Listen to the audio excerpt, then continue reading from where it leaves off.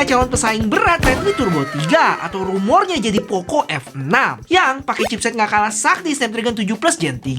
Seberapa puas performanya dan juga apakah HP ini bisa bikin Realme comeback? Oke, cepet aja ya. Ini dia boxnya yang cukup simple, berwarna dasar hitam dengan tulisan putih atau silver gitu. Yang punya gue ini varian 12+256 ya, warna silver.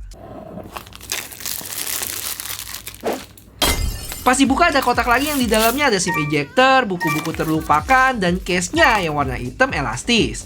Yang bagus sih, kalau bening lama-lama bisa jadi kusam. Habis itu ada HP-nya, kita kesampingin dulu, terus ada kabel chargeran Type A ke Type C dan kepala charger 100 watt super full. Pastinya langsung disambut sama Realme UI 5.0 berbasis Android 14 ya, yang walaupun ini China version, tapi ada bahasa Indonesia juga loh. Habis itu setup kayak biasa, regi sidik jari, dan pas kelar gue cek storage-nya udah kemakan cukup gede 32GB. Nggak lupa ditawarin update software dulu sekitar 600MB, dan selanjutnya kita install Google Play Store. Yang caranya gampang kok, buat HP Realme tinggal buka app market, terus ganti keyboard ke bahasa Inggris dulu deh biar gampang, dan search Google Play Store. Tinggal klik update dan login kayak biasa aja. Impresi awal gue tentang HP ini jelas ingetin sama Redmi Turbo 3 dalam hal kamera modul yang ada 3 bulatan gitu. Kalau di Redmi Turbo 3 full matte finish ya, di Realme ini masih ada glossy-glossinya, terutama di bagian kamera modul yang bikin gampang jiplakan sidik jari. Kalau yang bagian bawah sini sedikit lebih tersamarkan. Lanjut ke bagian depan yang punya layar melengkung 6,78 inch dengan bezel yang pastinya berasa lebih tipis ya, karena layar lengkungnya itu tadi. Buat bezel bawah sedikit lebih tebal dari sisi lainnya, tapi hitungannya udah tipis sih itu. Bakal puas sih nonton di layar ini. Di sebelah kanan HP ini ada volume dan power button, di kiri kosong, kalau di atas ada lubang speaker, AR blaster, dan mic. Sedangkan di bawah speaker lagi, port Type-C, mic, dan dual SIM slot card yang nggak bisa tambah memori. Buat material belakangnya dari plastik ya, walaupun kalau secara tampilan kelihatan kayak glass. Terus frame-nya juga sama nih dari plastik karena nggak ada garis antena. Buat feel genggam sedikit lebih tebel ya, dan gue berasa agak kopong dikit sih kalau dibandingin sama Redmi Turbo 3. Cuma overall masih enak digenggam kok, karena lengkungan di bagian depan dan belakang HP ini. Lanjut kita ke spesifikasi mulai dari layar yang punya ukuran 6,78 inch 1,5K AMOLED dengan refresh rate 120Hz. Salah satu yang dijual HP ini adalah peak brightness-nya yang mencapai 6000 nits. Wow. Tapi ingat ya, ini adalah peak brightness saat jalanin konten HDR.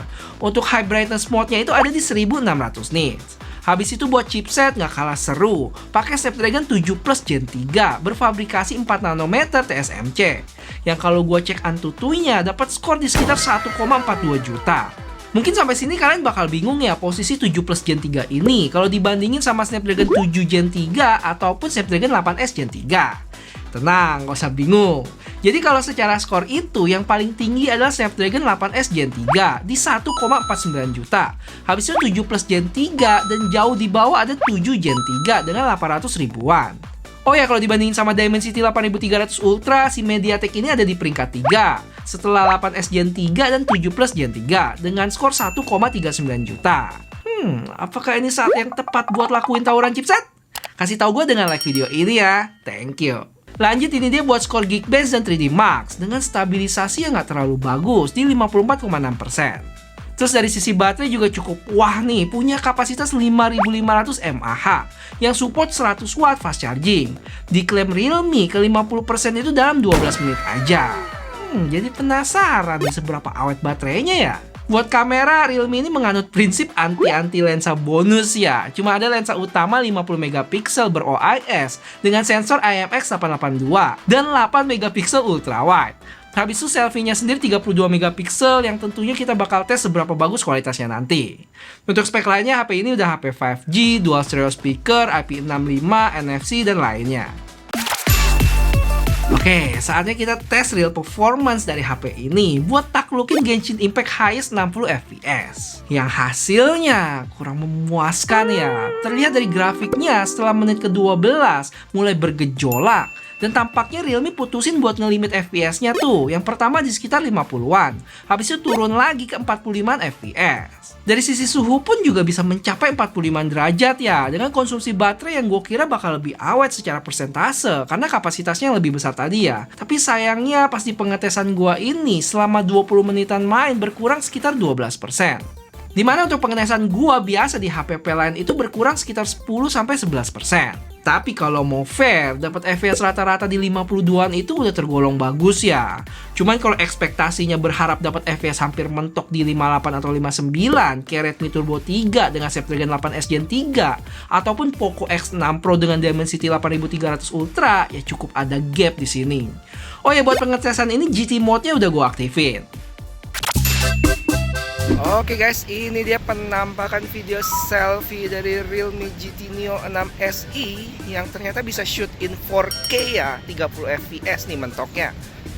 Dan wah, lumayan juga loh untuk dynamic range. Bisa dilihat gedung-gedung di belakang. Walaupun langitnya masih putih, tapi gedung-gedungnya masih kelihatan baik sih. Untuk kualitas ya standar lah ya, kamera selfie HP Cina kebanyakan. Yang agak keputihan gitu kulit gua. Cuman yang gua suka, jarak pandang cukup luas sih dan stabil juga. Terus walaupun selfie-nya bisa shoot 4K 30, tapi dia nggak bisa shoot 1080p 60 ya. Ayo, kalau disuruh pilih, kayaknya lebih mending bisa 4K atau 60 fps.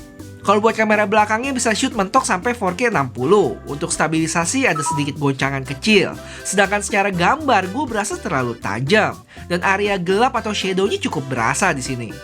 Dan pasti banyak yang penasaran juga kalau lagi recording ini bisa pindah lensa apa enggak. Sekarang gue lagi di 1080p, gue cobain ya. Ya, sayangnya nggak bisa pindah lensa ke ultrawide ya guys. Dan yang gue demen dari HP ini adalah hasil fotonya sih. Punya warna yang saturasinya pas, nggak over. Dengan zoom yang bisa mentok sampai 20 kali. Terus selfie-nya pun berasa lebih adem ya, nggak yang putih gimana. Walaupun untuk dynamic range terkadang ada yang off. Terus HP ini juga nggak mau ketinggalan dengan fitur AI-nya buat hapus objek gitu. Cuma kita mesti connect internet dulu ya. Nah, kalau kalian lihat sekarang gue udah connect ya ke wifi, ke internet. Dan kalau gue pakai objek eraser-nya baru bisa nih tuh.